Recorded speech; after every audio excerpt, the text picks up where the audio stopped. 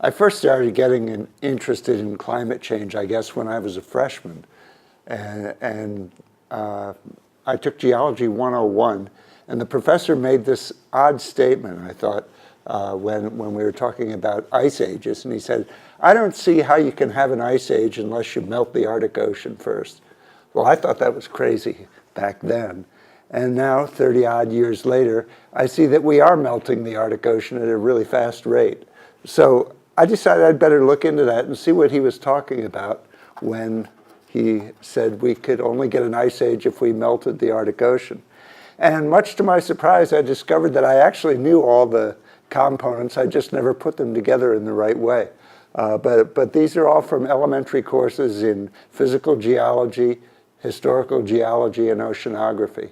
So I've taken these parts together and put together the scenario that he was trying to create when he made that outlandish statement that we could only get an ice age when we melt the Arctic Ocean. Basically, Earth has been in an ice age for the past 3 million years. And this started abruptly 3 million years ago and has continued ever since. However, what we see is that it is punctuated by interglacial periods. And these interglacial periods last on the order of 10 to 20,000 years. And when you think about our society was born and grew and matured all within this current interglacial period. So we as a society, as a global society in particular, have never really experienced an ice age because there are very few of us who live in Greenland and Antarctica. Now, if you look at the media, you hear this fairly frequently, that global warming is causing climate change. I don't think there's any doubt that that's true. And the classic scenario is that we are emitting lots of greenhouse gases into the atmosphere, and that is what is causing accelerated climate change. These gases occur naturally in the atmosphere, but in very limited amounts. And the two main culprits are carbon dioxide and methane, CO2 and CH4. And there is a third one, that's water. And a lot of people are surprised to hear that water is a greenhouse gas, but it is. But we have weather, and weather tends to knock the water out of the atmosphere fairly quickly. So if we continue to pump more greenhouse gas into the atmosphere, what we're going to see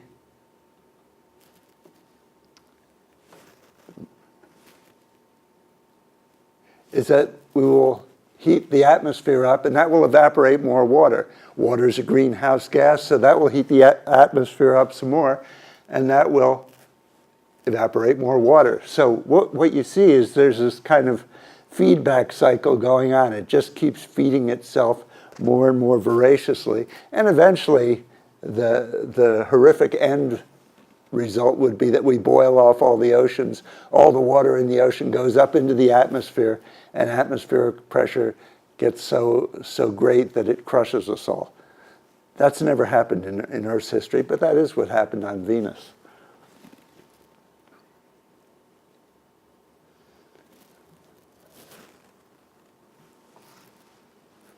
This is what we call a classic positive feedback loop. And this is one time when you don't want to be positive. You want to be very negative here.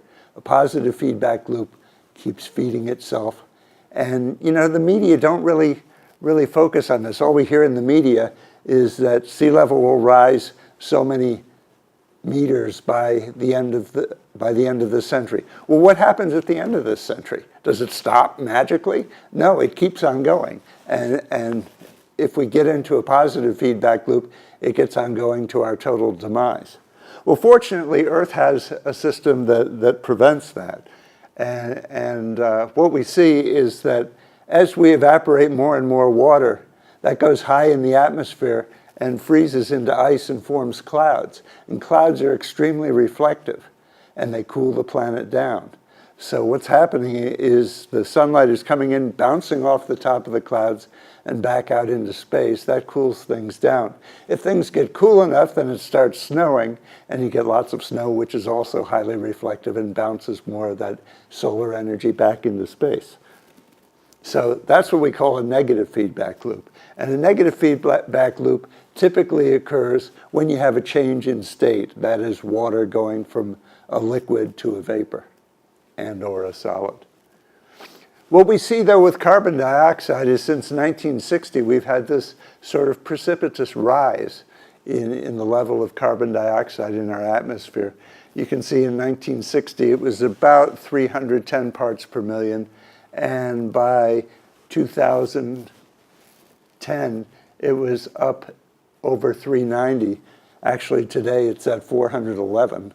So we continue to feed carbon dioxide into our atmosphere, increasing the amount of greenhouse gas. This is mostly coming through the burning of fossil fuel, this additional. And in addition to that, we're putting much more methane into the atmosphere, particularly with the craze for using methane as a fuel to replace coal. It is true that it doesn't release as much carbon dioxide when it's burned, but unfortunately at every stage of the process, some methane escapes into the atmosphere, and that's estimated to be something like 35 times worse than carbon dioxide as far as a global greenhouse gas. Well, in the classic scenario, what we see happening is that we get visible light coming down in all the colors, and it heats up the ground.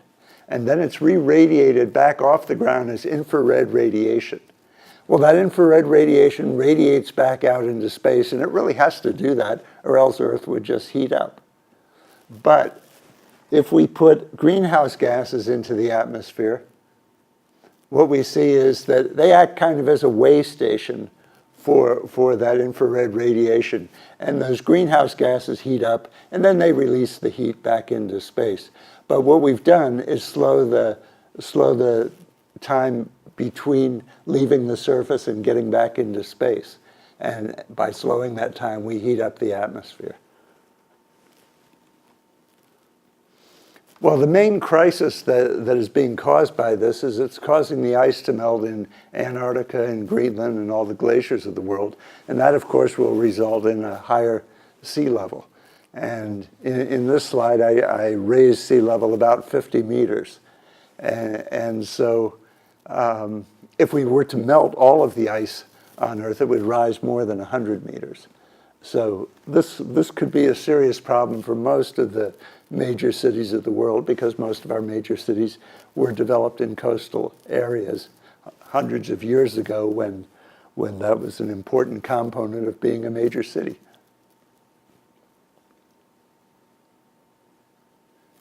But getting back to my freshman geology professor, the most serious effect of global warming is that we are melting the Arctic Ocean, and that Arctic Ocean sea ice will soon disappear.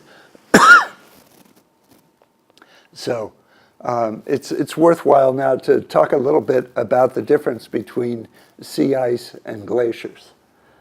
What we see with sea ice is that it's a very thin veneer resting on top of the ocean.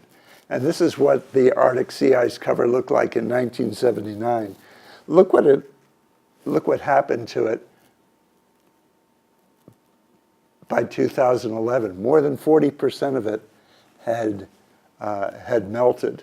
That red line there is the average area of Arctic sea ice. So we can toggle that back and forth here.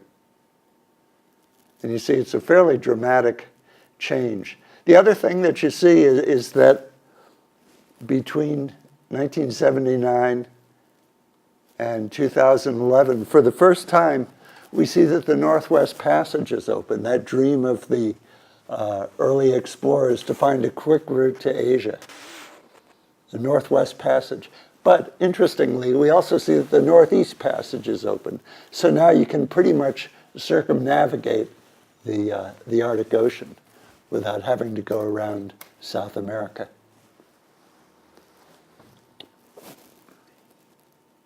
Now, climate change deniers like to think up a lot of interesting ideas why climate change isn't happening. And one of their favorite is that northern Alaska has been getting extremely heavy snowfalls in the past number of years. And that's absolutely true. But anybody who's from the northeastern United States has heard of the lake effect snow. And what the lake effect snow is simply when cold, dry Arctic winds come across Canada, they go across the Great Lakes. And the Great Lakes are deep enough so that they usually are not completely frozen over in the winter. And those dry winds suck up that moisture, and then they dump it on cities like Buffalo, Syracuse, Rochester, Cleveland, Detroit. Any of those Great Lakes cities well know what a lake effect snow is. Now, northern Alaska has a couple of things going against it. First of all, here is the 2008 Arctic ice mass over here. And you see that the cold polar winds coming down over the ice mass are going to go over this very wide area of Arctic Ocean. That's much bigger than the Great Lakes, so a tremendous amount of moisture is going to be picked up as it goes over that. In addition, what's not really shown very well on this map, but this peninsula is the west end of the Brooks Range, and we have this east-west mountain range going across northern Alaska. So those moist winds are coming in, and then they're launched up high in the atmosphere where they condense and dump a lot of snow. So it's pretty easy to see with that explanation why northern Alaska is getting heavy snow as a result of climate change and global warming.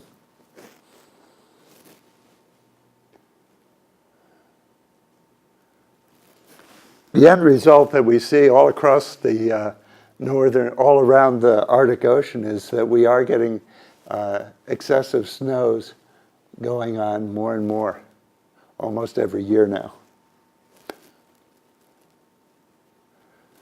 Well, glaciers only form on land, and as a result, they can get pretty thick. In Antarctica, the ice is nearly 3 kilometers thick, and in Greenland, it's about 2 kilometers thick.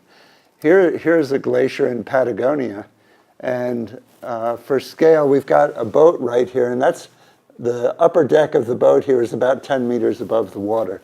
This boat is standing probably 300 to 400 meters off of the ice. So that's a fairly thick glacier there, probably a couple hundred meters thick already. And that's just a very small glacier in terms of ice packs. The Arctic Ocean, on the other hand, is very thin. The sea ice can only reach a maximum of about 2 meters thick. And the reason for this is that when you freeze sea ice, you squeeze the salt out of it, and that salt goes down into the water immediately below. Well, saltier water will melt the bottom of the ice. And so you've kind of got this limit. Even if you take two pieces of ice and slam them together on top of each other, they will depress into the water and fairly quickly return to that 2 meter limit. This was a picture taken, I think, in 1959 when the first nuclear submarine actually was able to surface at the North Pole due to a crack in the ice.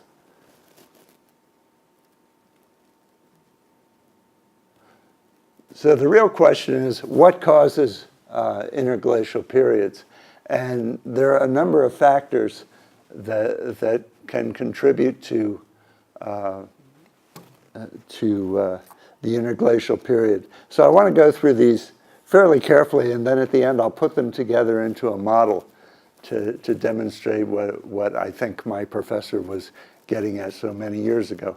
The first of these are orbital variations. These are called Kroll-Milankovitch cycles, and they are orbital variations caused by the interaction of the moon, the sun, and the major planets of the solar system.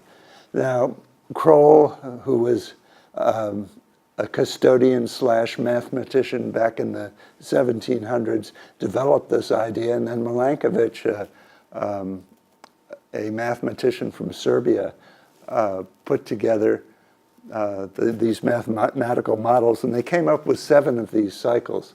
We're only going to pay attention to the 3 strongest ones because those are the ones that are really relevant to ice ages. So the first one is the eccentricity of Earth's orbit. And what we see is that Earth's orbit will go from an orbit of rather low eccentricity, almost circular, to one of high eccentricity.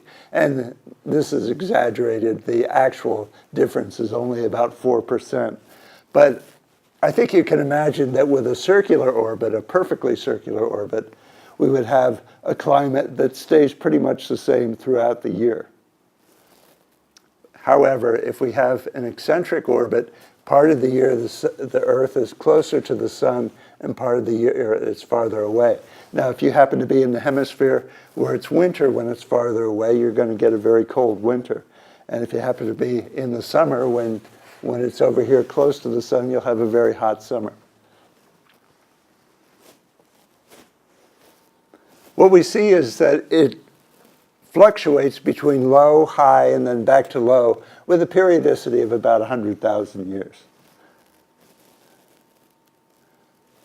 The second cycle has to do with the tilt of the rotational axis. Now, most people probably understand that Earth's axis is tilted today at about 23.5 degrees. But over time, what it does is it goes from 21.5 to 24.5, and then back to 21.5. Seems to be fairly minor. And the periodicity of this is about 41,000 years. But what we see is that tilt has a distinct effect on the climate. Imagine, for instance, if we had no tilt, if Earth's axis were perfectly vertical like that, then we would have no seasons. The tilt of the axis is what gives us seasons. So the greater the tilt, the more intense the seasons become. And so what we see here is that when we get to more of the 24.5, that extra tilt will increase the harshness of the winter and the harshness of the summer as well. The spring and the autumn should stay fairly equable. The third cycle is called the precession of the axis.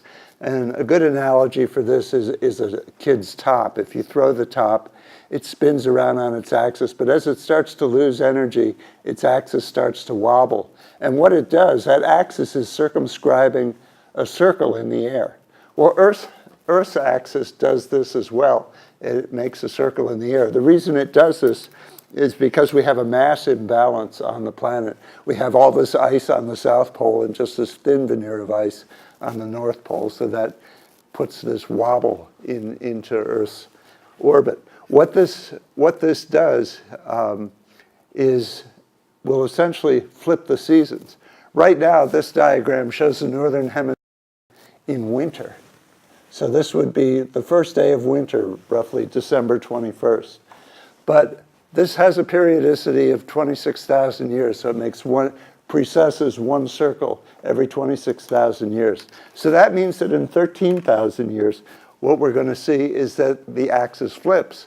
And what we see now is that the axis on December 21st is pointed toward the sun. In other words, it is now the first day of summer in December in the northern hemisphere. So our seasons are going to flip as this axis precesses.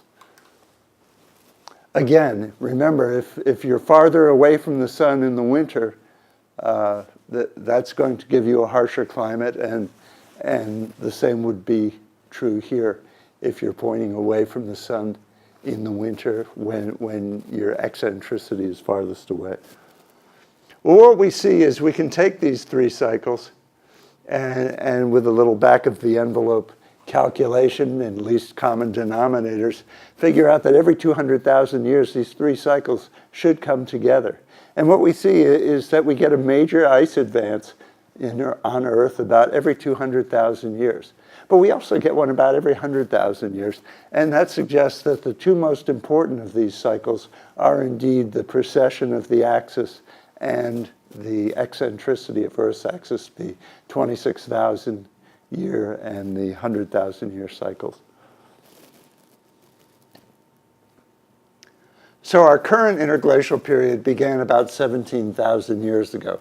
We should have roughly 10,000 years or so more of this interglacial period. Our second contributing factor is a fairly simple one, the albedo. In other words, the reflectivity of Earth's surface.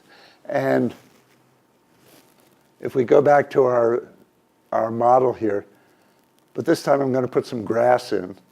And now we'll bring that visible light in. And what happens is all that visible light is absorbed except for the green light, which is reflected. The rest of that light is re-radiated as infrared radiation. Now, what happens if we have snow on there? Something with high albedo. So we'll let it snow there.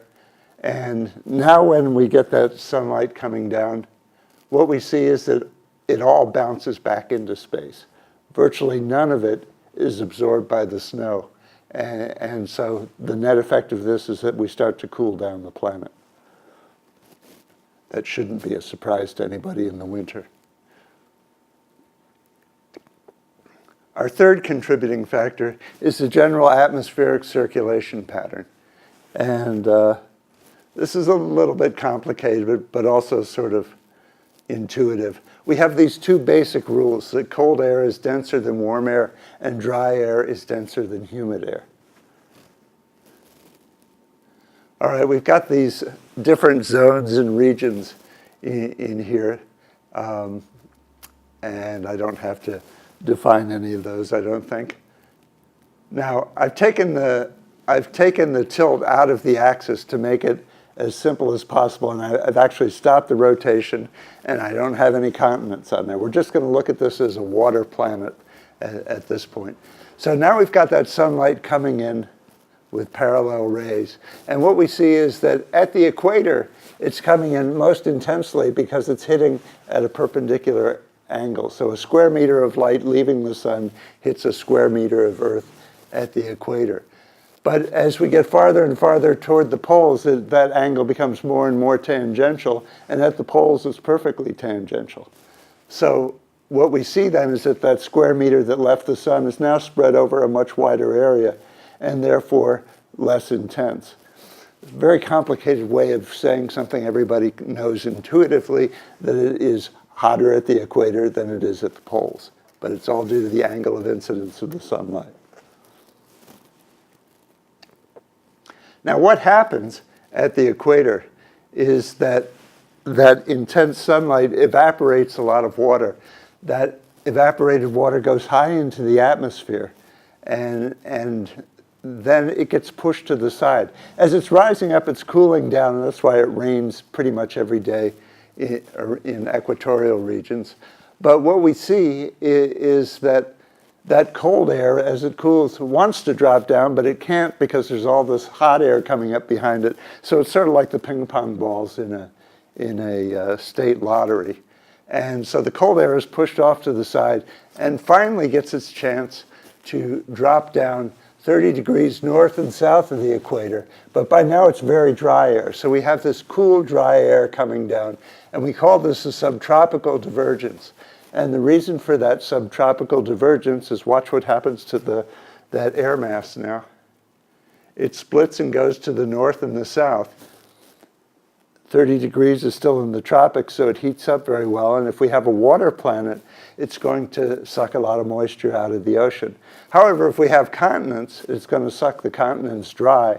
And this is the reason that we have all of the world's great deserts at 30 degrees north and south of the equator. Those two, the two air masses moving toward the equator come together at the equatorial convergence, and you can see that we have this cycle going around here. We call these Hadley cells.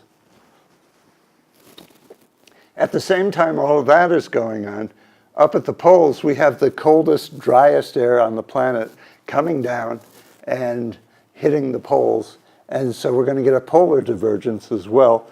Those cold air masses are going to go over the water and suck up lots of moisture then.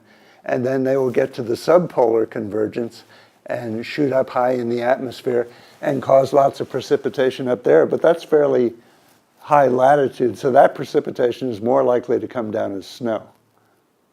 Now, what we see, though, is that at our poles we have ice masses The North Pole has the frozen Arctic Ocean, so those cold, dry polar air masses coming down out of high in the atmosphere tend to stay that way because there's no water for them to absorb. Our fourth factor is the Coriolis effect. And the Coriolis effect occurs on any rotating body. If you are on one side of a merry-go-round and I'm on another, and the merry-go-round is moving you that way and I'm moving this way, and you ask me to throw you an apple, I can throw you that apple. It will go in a straight line toward you. But by the time it gets to where you are now, you will be over there and I will be over there. And it's going to look like I have just a wicked curve. And so what we see is that since Earth is a rotating body, air masses are going to have a wicked curve as well.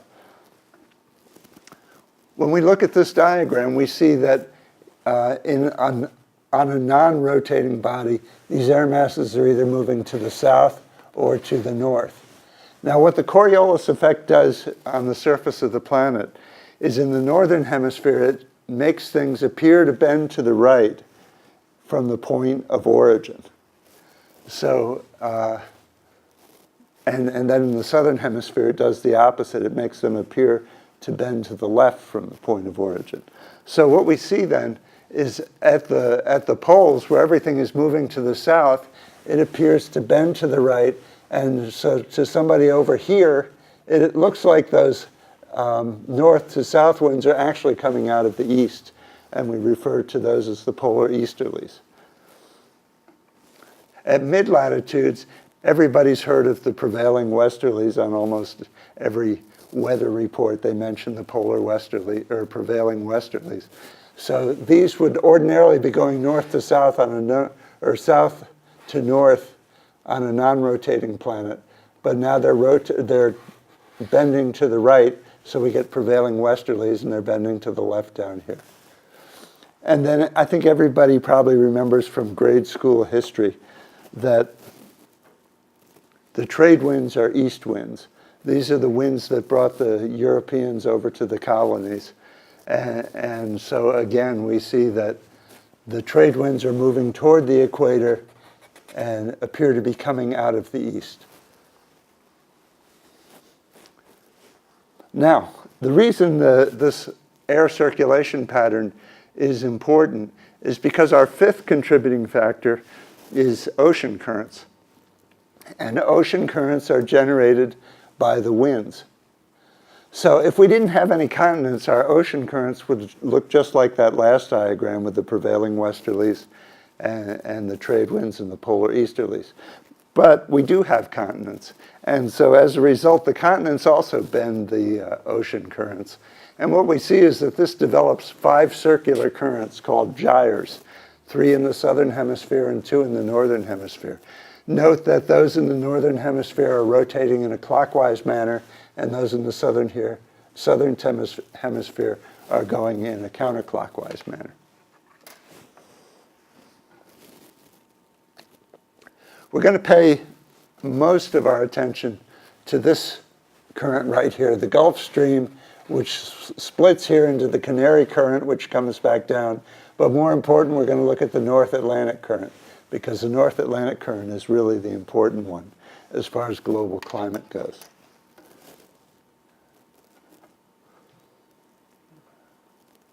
What we see is that we are bringing warm, salty seawater up to very high latitude.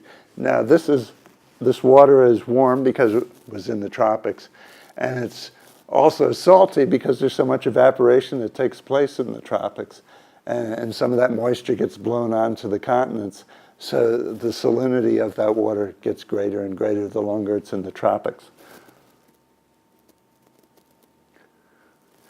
So what we see then is that North Atlantic Current, the part that goes northward, ends up going between Iceland and Norway and the British Isles here, and up into the Arctic Ocean.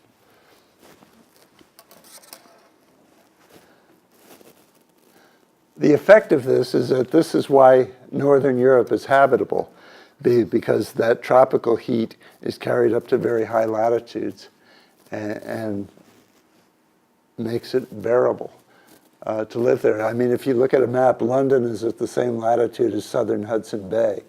And southern Hudson Bay has polar bears. We don't see polar bears in London.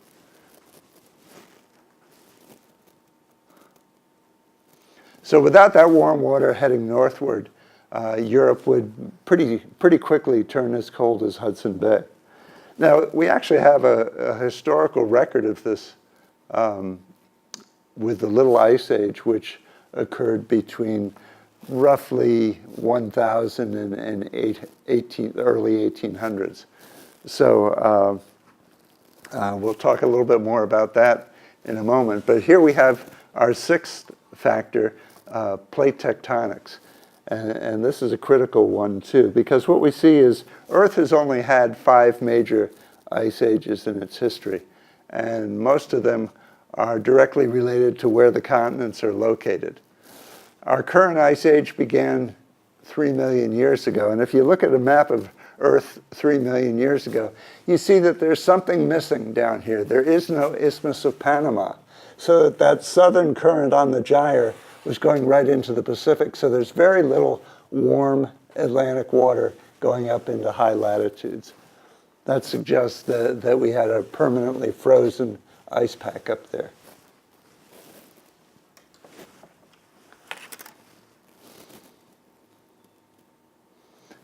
Three million years ago, however, the Isthmus of Panama did come up and it blocked that interocean current and instead caused that water to circulate around through the Gulf of Mexico and then join the Gulf Stream out here to complete that North Atlantic gyre.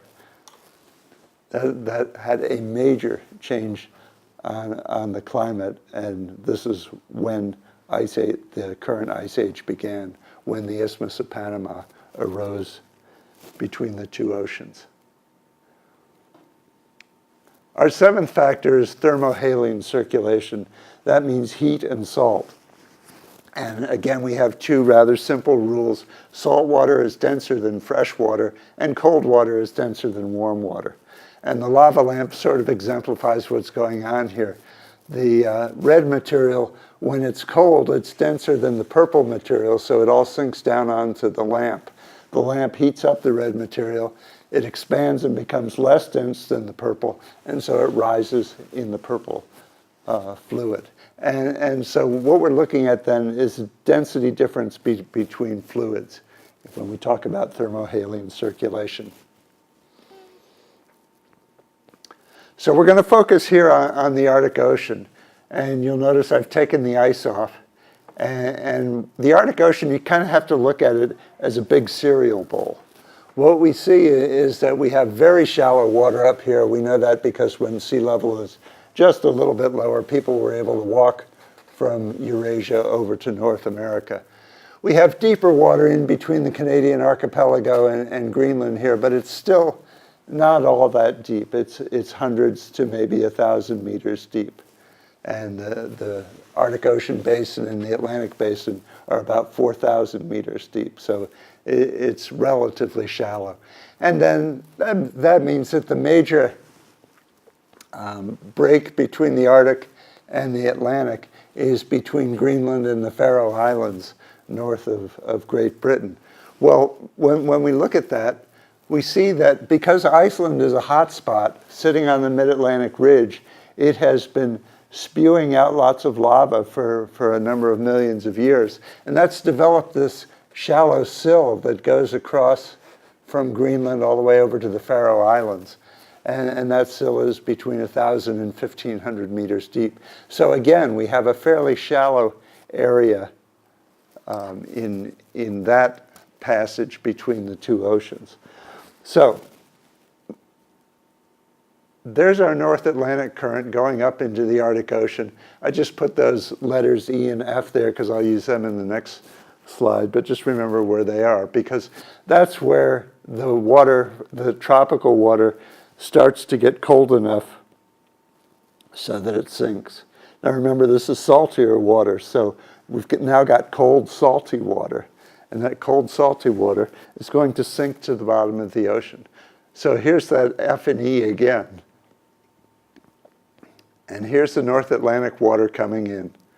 And there's our cereal bowl. So now that cold, salty water is going to sink to the bottom. And when it sinks to the bottom, it's going to start filling up the cereal bowl. And it will fill it up with that cold, salty water up to the lip of the sill there. And then it will pour into the North Atlantic Ocean and go right down to the bottom of the North Atlantic Ocean. We refer to this as North Atlantic deep water. And that North Atlantic deep water spreads out across the bottom of the entire Atlantic Ocean. It mixes with some Antarctic deep water and then gets into the Indian Ocean and the Pacific Ocean as well. So all of our oceans are floored by a component, at least, of this North Atlantic deep water. Here's kind of a funky map showing the global circulation system. Here the blue is the deep water and the orange is the surface water. So what you see is that deep water comes down from the Arctic, gets all the way down to the Antarctic, and then it rides up the Antarctic continental shelf, comes to the surface, and what it's doing is picking up lots of nutrients on the way down. So that's why the Antarctic waters are such a rich fishery. The only other places where we see this bottom water welling up are in the Arabian Sea and up here in the Gulf of Alaska.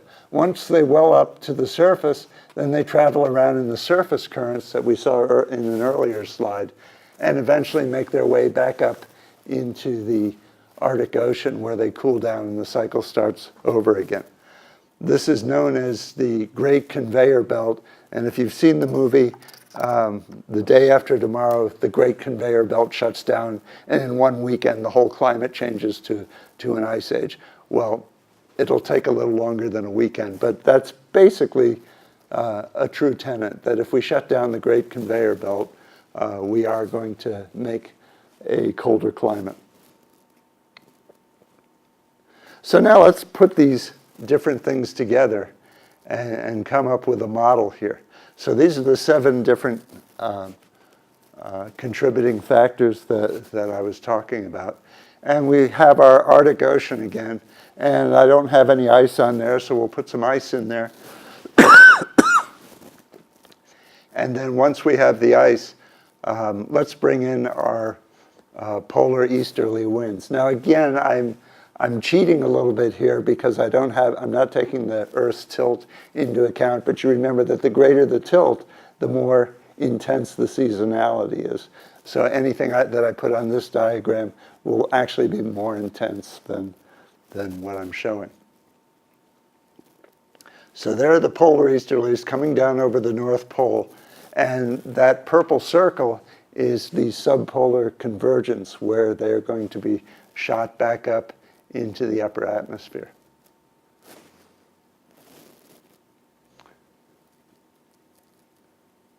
Once that happens, once we melt the Arctic Ocean, however, what we're going to see is that we now have this gigantic lake effect, and that this is just going to be a conveyor belt for moisture being sucked out of the Arctic Ocean and put up and shot up high into the atmosphere over the continents. Notice that at 60 degrees north, most of that circle is over a continent.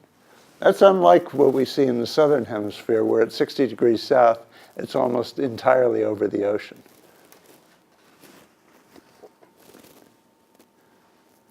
So now with all that moisture going up into the atmosphere, we can expect to see heavy snow on the northern parts of Eurasia, North America, and of course Greenland will continue to get heavy snow. You know, if that snow keeps reflecting things back, keeps reflecting the sunlight back into space, it's not all going to melt in the summer, simply because this is a constant conveyor belt of moisture. So we're going to get very heavy snowfall once the Arctic ice melts. Some of that ice, or some of that snow, will melt in the summer, and most of it that melts is going to drain back into the Arctic Ocean. So now we've got this major source of fresh water draining into the Arctic Ocean. And what's that going to do? Well, fresh water is not as dense as salt water. So what we will expect to see then is that fresh water will mix a little bit and turn brackish, but not be as dense, it won't sink.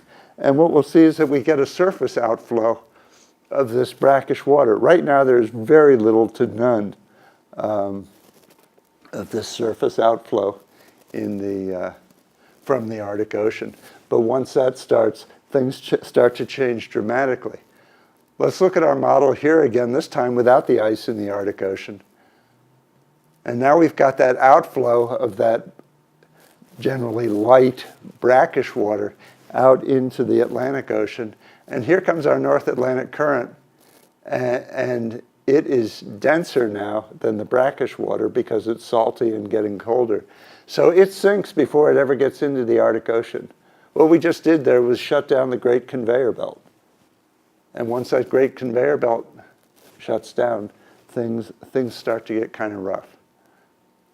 Now, I mentioned the Little Ice Age before, and so here's an example of what happens when the Great Conveyor Belt shuts down even a little bit. Things change dramatically in the climate. Everyone will recognize this as Washington crossing the Delaware, and the biggest trouble with crossing the Delaware at that time was all the ice in the river on Christmas Eve. Well, the Delaware River gets very little ice in it these days. The Continental Army had horrible winters at Valley Forge in 1775 and 1776 because it was still within the Little Ice Age.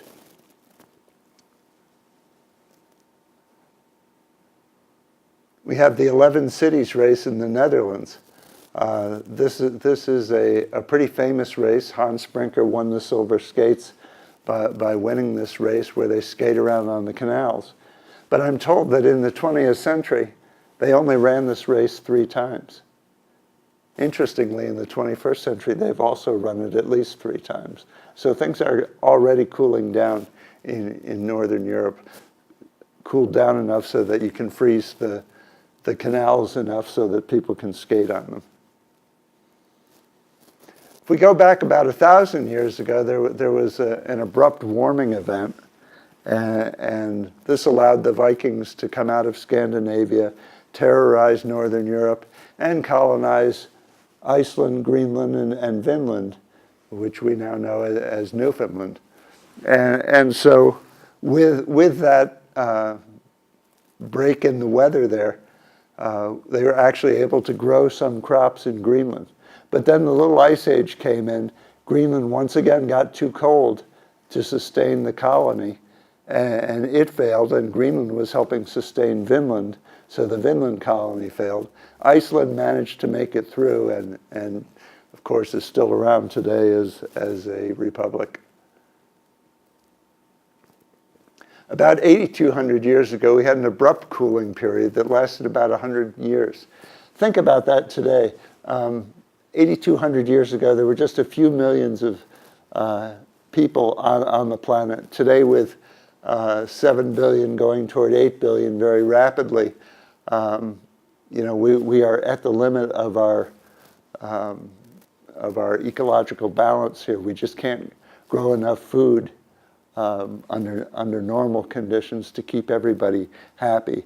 Fortunately, we have agriculture and technology to help us make it so that problem isn't as severe as it could be.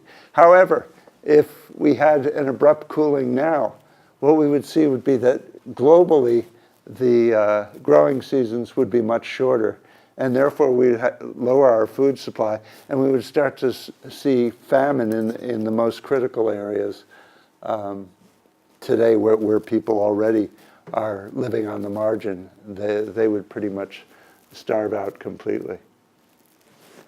Not a pretty sight.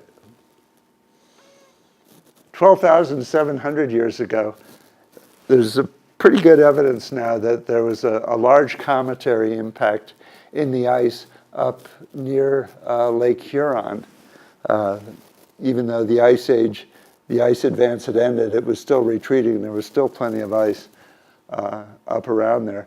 And this impact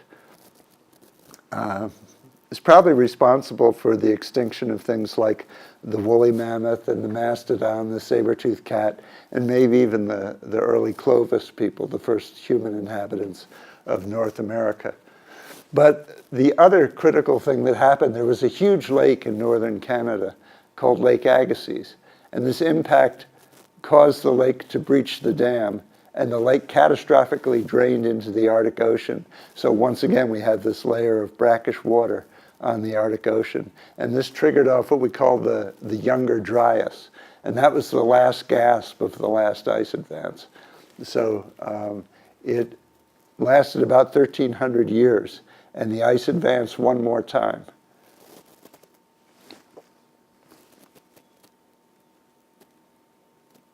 So what are our conclusions from this? I think the main thing is kind of counterintuitive, that we're getting our Kroll-Milankovitch cycles are sort of the driving force here. But what we see is that global cooling starts when the Arctic sea ice melts, because it's then that we are taking all that moisture and turning it into snow and clouds and start to cool the planet down because of that negative feedback loop. The warming doesn't start until Earth gets so cold that it's cold enough to refreeze the Arctic Ocean. And you got to think about that. It's hard to freeze an ocean because it's constantly in motion. So it has to get pretty cold before you can get a permanent freeze on that ocean. So the warming starts when we can cut off that conveyor belt of moisture coming out of the Arctic by freezing the Arctic Ocean. So where does that leave us? Somehow we've got to put the lid back on. We've got to keep that ice pack up on the Arctic Ocean in order to maintain our climate somewhat like what we have today. These interglacial periods occur when we get the cool phases of all three of those Kroll-Milankovitch cycles. And that keeps the ice on the Arctic Ocean. So to summarize, global warming exacerbated by the greenhouse gases is melting the Arctic Ocean. And that's going to allow these dry polar easterly winds to become a conveyor belt for moisture and dump that moisture onto North America and northern North America and northern Eurasia, specifically at around 60 degrees north. That summer meltwater will freshen the surface of the Arctic Ocean, and that will cause an outflow of that brackish water. And that brackish water will override the North Atlantic current and cut off the heat supply for Northern Europe.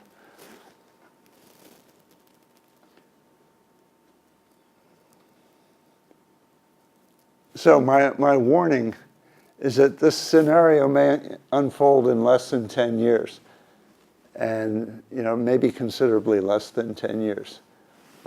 We are just about at the tipping point now, and it's probably too late to stop. I don't see any way that we can cut off our emissions of greenhouse gases into the atmosphere so quickly that we can stop this event from happening. All we can do is prepare for it and take steps to try to mitigate the effects. And who knows, this winter might be the first winter of the next ice age. Personally, I'm going to put 2008, 2009 as the first winter, because that was the first winter when we didn't have the ice pack against either North America or Eurasia, and that Northwest Passage and Northeast Passage were both open. So what we can expect then on both of these continents is a very heavy lake effect snowfall from now on into the future. Interestingly, just a few months ago, this article came out in the Washington Post citing this article in Nature, showing that all of a sudden our global circulation pattern is getting very sluggish, and we're starting to see some surface outflow from the Arctic Ocean. So this does appear to be in its early stages right now.